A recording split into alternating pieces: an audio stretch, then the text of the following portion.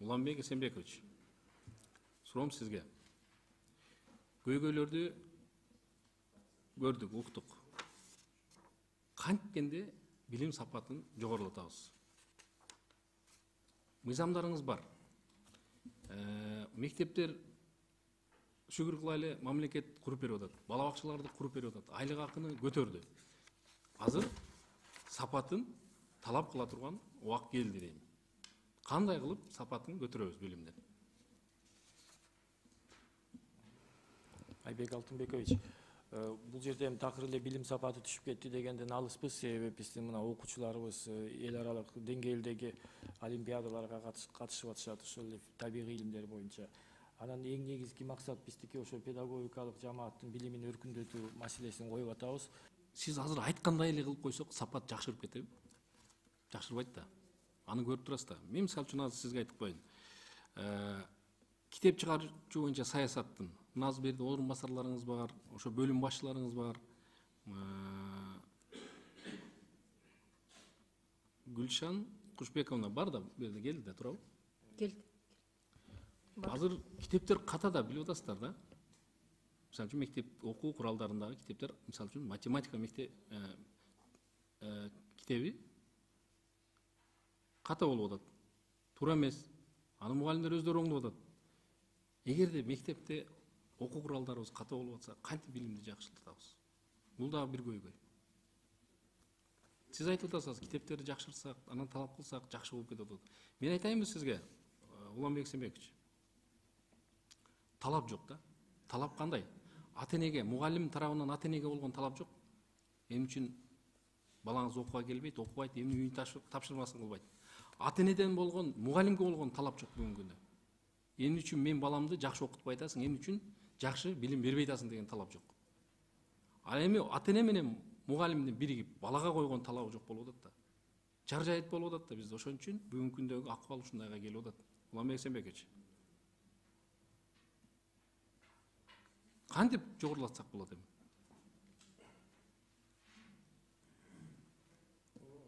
Жеке мектептерде талаптар жакшы да. Ата-энеге болгон талап жакшы, мугалимге болгон талап жакшы, жана ошондой эле окуучуга болгон талап жакшы. Сиздердин талабыңыздар эмне болду айтайынбы сиздердин бүгүнкү күндө? Мурун камкорчулук кеңеши дегенди түзгөнсүздөр. Сынташына, аны сиз жакшы билесиз.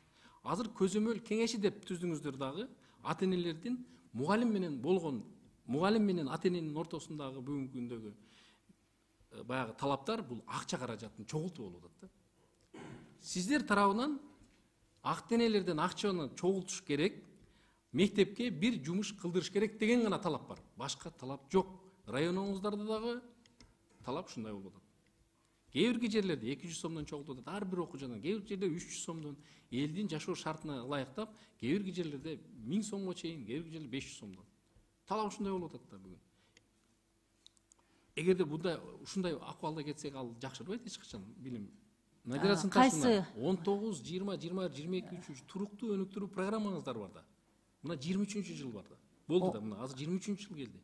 Ооба, 20. Ошондогу программадагы иштер аткарылган жок. Ошол эле программанын ичинде ушу айтып аткандарыңыз бардыгы бар эле да. Ооба, бар. Эми азыр дагы программаны дагы 3 жылга жылдырып койдуңуздар, кандай качан аткарылат ал? 23-жылы мына аягына чейин конкреттүү кадамдар чыгыш керек. Азыр сиздер мындай кылып атасыздар да, ар бир ата-энеден акча чогулткандан кийин ата-эненин алдында сиздер милдеттенме алып атасыздар. Шуну жакшылап түшүнүңүздөр. Ар бир ата-эне, ар бир баласы, 5 баласына болсо 1500 сом акча берет. Алар эмне дейт? Талапты анан сиздерге коет. Бирок сиздер баласын талаптагыдай кылып билим бере албай атасыздар да. Ата-эне акча берип койдум болду деп атат. Мисалы үчүн, ошол көзөмөлчүлүк сапатты эмнеден башташы? Бала бакчадан. Жогоруда Нурбек Кариевич туура айтты, бала бакчадан. Мен сизге бала бакчадагы көйгөйдү дагы айтып коеюн мен сиздерге. Бала бакчада мындай. 36 тамганы таанып чыгыш керек да, жок дегенде. Сиздер азыр барып мониторинг жүргүзүңүздөр, 36 тамга тааныбаган кээ бир бала бакчалар бар. Жок дегенде 10га чейин же 100га чейин санашты билип чыгыш керек ал жерден. Жок дегенде геометриялык фигураларды билип чыгыш керек да ал жерден. Жети түстү айырмалап чыгыш керек. Бирок алар жок бүгүнкү күндө кээ бир бала бакчаларда да жакшы, туура. Баягы жоопкерчиликтүү иштеген бала бакчанын кызматкерлеринде жакшы чыгып атат.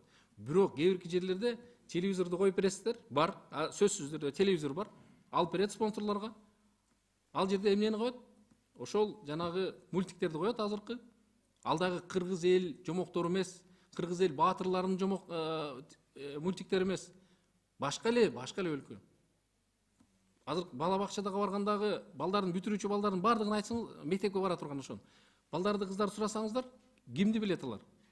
Бэтменди билет, Человек-паукту билет, Манас атабызды, Семетей Сейтек деген, Эртөштүк деген баатырларды билишпейт алар. Аны үйрөтпейт. Кээ бирге ошол жердеги мугалимдер ошол телевизорду коет дагы кечке телефондо отурушат. Бар андай бала бакчалар. Жок эмес. Ата-энелер өздөрү сиздерге арыз менен кайрылып атат. Ошол бала бакчанын башчыларын ала албай атасыздар сиздер. Эмне үчүн ала албай атасыздар? Тааныш тамыры күчтүү болгон үчүн. Районго акча берип койгон үчүн сиздер аны ала албай атасыздар. Району аны дайыма коргоп, колдоп келет. Мен мисалы үчүн Надира Сынташевна Базар Коргон районундагы билим берүү башчысынын Сариев Сопбек Камаловичтин үстүнөн мен сизге арызданганмын. Билесиз аны, жакшы билесиз. Сиз өзүңүз дагы текшерип келгенсиз. Ар бир мугалимге ашыкча акча которуп, барып банктан ар бир картасынан 200 000 акчаны чечип алган. Ал боюнча башка бир мектептин директору менен бир кассир бала акча биз түшүнбөппүз деп, түшүнбөй которуп алыппыз деп кетти. Бирок ачык айкындуулугу, чынын айтканда, жеке чөнтөгүнө кеткен. Ал кишини ким алып калган билесизби аны? Бекбоев Турназир Бекбоевич деген алып калган ошол убакта. Ал кишинин жакшы тамыры. Мына бүгүн дагы иштеп атат. Сизге чейинки урматтуу Уланбек Семекович, сизге чейинки министр аны бошотуу боюнча сунуш берген. Бошотуу боюнча сунуш. Бирок сиз ал сунушту кайра жокко чыгарып койдуңуз. Бүгүнкү күндө эсептөө палатасынын текшерүүсү менен 12 миллиондон ашык акчаны дагы өзүнө ыйгарып алган, дагы иштеп отурат. Кантип билимди жакшыртабыз? Кантип жакшыртабыз? Айбек Алтынбекович, биз сунушту кайра алган эмеспиз. Биз сунушту бергенбиз. Анан сиз өзүңүз билесиз да, мыйзам боюнча азыр аким алып бошотуш керек да. Биздин сунушту бергенден кийин аким мындай кыйшайуусуз бошотуш керек болчу. Анан биз бүгүн ошол биз ошол жерден эме укук коргоо органдарына да кайрылганбыз бул суроо боюнча. Эми Надира Сынташевна, сиз көп жылдан бери иштейсиз бул жерде. Билим берүү министрлигинде аябай көп жылдан бери иштейсиз. Мына азыр сиздерге Уланбек Семекович, мен сизге мындай конкрет сунуш кылайынчы. Латын алфавитине өтсөк болобу? Качан өтөбүз? Ал боюнча кандай бир сунуштар берди эле депутаттарыбыз? Кандай иш алып барылып атат? Мына кол кошуналарыбыздын бардык мамлекеттер дүйнө жүзү латын алфавитине. 2-3 эле мамлекет калдык. Кириллицада жүргөн.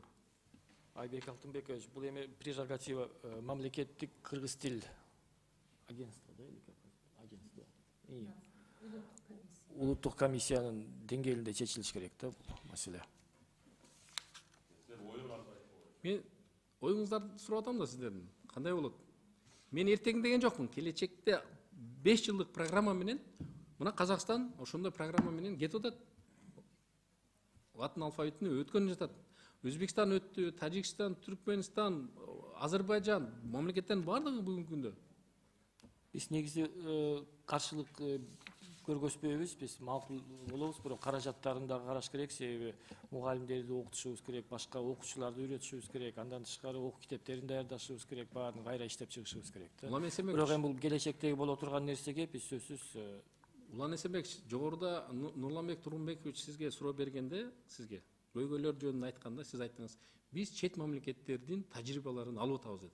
Бирок сиз конкреттүү бир мамлекеттин тажрыйбасын айткан жоксуз. Мына ушул латын алфавитинде дагы сиз айтышыңыз керек. Ошол эле Казакстандын тажрыйбасын азыр кантип өтүп атат, Өзбекстандын тажрыйбасын алып туруп сиз жооп берем деп айтып койсоңуз, мен ага макул болмокмун. Бул келечекте биз өтүшүбүз керек. Мен талап кылам мисалы үчүн. Сөзсүз Өзбекстандыкын, Казакстандыкын, башка мамлекеттердин мисалдарын келтирип, билим берүү боюнча кайсы мамлекет эң жакшы болуп атат, кайсы мамлекет алдыга кетип атат билим боюнча. Сиз бир эле мамлекетти тандаңыз, ошол мамлекет менен иштешиңиз, анан жакшырат. Ансыз ар кимдин ар жерден акча алып бере туруп, мына 200 миллион доллар акча алыппыз. Алгандан бери, биз акча алгандан бери билимибиз төмөндөп аттыр да. Жогорулабай аттыр. Слайдта көрдүк аны.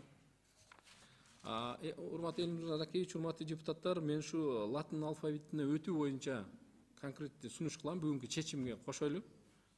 Конкреттүү. Келечекте 5 жылдык программа мененби, же 10 жылдыкпы, же же 2030 жылгабы бир конкреттүү бир мамлекет ошонун иш чарасын иштеп чыксын деп. Андан кийин урматтуу депутаттар, урматтуу Уланбек Сембекович, бул жерде жанагы ОРТнын директору дагы отурат. Батыра Кеева Чынара да? Барбысызбы бул жерде? Бул жерде чечимге сунуш кылып атабыз да. 110 балл да порог. Порогту ушул бийик тоолуу аймактарга 90го түшүрүү боюнча. Кандай кылсак, кантип чечсек болот ушул маселени? Уланбек Сембекович. Мындай болот да. Предметтик стандартыбыз, мамлекеттик билим берүү стандартыбыз, анан ар бир предметке коюлган күтүлүүчү натыйжалар ар бир окуучуга шаарда болобу же башка региондо болобу баарына бирдей да. Чынара айым, сиз айтсаңыз, ушул бийик тоолуу жашоочу бүтүрүүчү, мына мен айтайын, 109 балл алып калды. Кайсы окуу жайга өтөт? Кайсы окуу жайга барат? 109 балл алды. Жогорку окуу жайга бара албайт да турабы? Эгерде ал 109 балл упай алып калса, эгер бюджеттик орунда бара албайт. Жок, контрактка да бара алат. Контракттык орундарга айрым учурларда 105 упай деп аныкталган болот. Ооба, контракттык орундарга 105 упай ал жерге барса болот. Жеке менчик окуу жайлар. Контракттык орундарга ооба. Балким мамлекеттик жогорку окуу жай, бирок контракттык орун. Ал эми андан тышкары жанагы орто кесиптик Жок, эми орто кесиптикке ал 9 класстан кийин эле барып окуй берет, анан аяка барбай делечи. Эми мындай болуп атат да, Чынар айым, ушул бийик тоолуу аймакта жашаган биздин окуучуларыбызга ошол мен айткан 109 балл алган бала Россияга барып, мына кара жумуш кылып атат да. Бул эмнеден келип чыкты? Ошол жок дегенде биз 90 десек, сиздер 100 деп айтасыздарбы же 95 деп айтасыздарбы деп. Бул биздин бул мекенчил тобунун бул сунушу болуп атат да. Бир аз болсо дагы ошо биздин алыскы аймактагы, тоолуу аймактагы жашаган жашоочуларыбызга, бүтүрүүчүлөрүбүзгө жардам берип коелу деген ойдо бул ушул сунуш келип чыкты. Мондой болуп атат да, бизде айыл жергесинде мал чарбачылык менен алектенет да. Бүгүнкү күндө ветврачтардын жетишсиз. Ветврачтардын бардыгы азыр аларга кандай бир мүмкүнчүлүк барбы? Кандай бир жардам бар? Кантип окутуп атабыз аларды? Мына мен өзүмдүн регионум, өзүмдүн округумду барып келдим. 60 жаш ветеринар жок. Кээ бир айылдарда таптакыр жок. Эми элибизге шаарлыктарыбызды эт менен камсыз кылып аткан булар айылдыктарда. Мал чарбачылыктан башка завод, фабрика жок бүгүнкү күндө. Дыйканчылык кылайын десе, жер жок. Кандай бир жеңилдиктер болуп атат? уруксат бересиздерби? Ооба, сиз туура суроону көтөрүп жатасыз. Алыскы аймактардагы элибизди колдоо боюнча, бул боюнча да кошулам. Анан бул жерде эми жалпы республикалык тесттин ошо биз өткөргөн мекеменин чечими менен эмес, министрликтин буйругу аркылуу бул суроону чечсе болот. Чечсе болот, Улукбек Сембекович, ушу буйрукту төмөндөтсөк болобу? Макамы бар алыскы аймактар боюнча. Жалпы эмес. Сиз агрардык университеттин ректору менен биргелешип талкуулап бул маселени анан сөзсүз карайбыз. Сизге дагы чыйынтыгын беребиз. Анан биз мындай деп ойлоп атабыз да, пороговый баллды түшүрбөй туруп эле, бирок именно айрым университеттердин адистиктерине байланыштуу ошо алыскы региондордон бирке баллын түшүрсөк, мисалы быйыл Баткен областынан бүтүрүүчүлөрүнө ошондой кылдык. 100 баллга чейин түшүрдүк. 100 балл 105, 100гө чейин түшүрдүк. Поэтому ушундай мүмкүнчүлүктөрдү сөзсүз карайбыз. Ошо адистигине жараша. Аймактарга гана. Макамы бар. Рахмат. Андан кийин акыркы суроо менин Музан аке, уруксат бересиз. Инклюзивдүү билим берүү. Кандай болуп атат ошол?